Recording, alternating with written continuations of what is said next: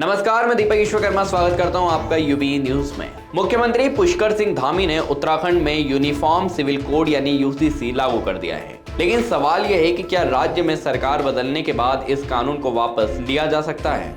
उत्तराखंड में uniform civil code यानी UCC लागू कर दिया गया है। मुख्यमंत्री पुष्कर सिंह धामी ने 27 जनवरी 2025 को यूसीसी नियमावली और पोर्टल को लॉन्च किया है। लेकिन सवाल यह है कि क्या उत्तराखंड में सरकार बदलने के बाद यूसीसी वापस लिया जा सकता है। आज हम आपको इससे जुड़े नियम बताएंगे। उत्तराखंड में यूसीसी लागू भारत के गोवा राज्य के बाद अब उत्तराखंड पहला राज्य बन गया है जहां पर यूनिफॉर्म सिविल कोड लागू किया गया है। मुख्यमंत्री पुष्कर सिंह धामी के यूसीसी नियमावली और पोर्टल को लॉन्च करने के बाद अब उत्तराखंड राज्य में यूनिफॉर्म सिविल कोड प्रभावी हो गया है। यूनिफॉर्म सिविल कोड लागू होने के बाद अब धर्म जातियों पर एक कानून लागू हो गया है। ऐसे में यूसीसी नियमावली में दिए गए प्रावधान के मुताबिक विवाह, रजिस्ट्रेशन, तलाक, पंजीकरण, वसीयत समेत तमाम प्रक्रियाएं यूसीसी कानून के तहत होगी। अब सवाल यह है कि क्या उत्तराखंड में सरकार बदलने के बाद यूसीसी कानून को वापस लिया जा सकता है। इसका जवाब है नहीं। भारत में किसी कानून को निरस्त करने या समाप्त करने का अधिकार संसद के पास है। अगर कोई कानून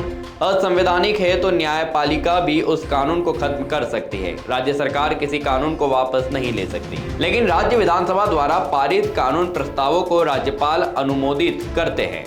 बता दें कि सुप्रीम कोर्ट की सेवानिवृत्त न्यायाधीश रंजना प्रकाश देसाई की अध्यक्षता में 27 मई 2022 को विशेषज्ञ समिति गठित की गई थी, जिसके बाद कमेटी ने लगभग 1.5 वर्ष में विभिन्न वर्षों से बातचीत के आधार पर 4 खंडों में तैयार अपनी विस्तृत रिपोर्ट 2 फरवरी 2024 को राज्य सरकार को सौंपी थी। रिपोर्ट के आधार पर 7 फरवरी 2024 को राज्य विधानसभा के विशेष सत्र में यूसीसी विधेयक पारित कर दिया गया था और उसके एक माह बाद 12 मार्च 2024 को राष्ट्रपति ने भी उसे अपनी मंजूरी दे दी थी।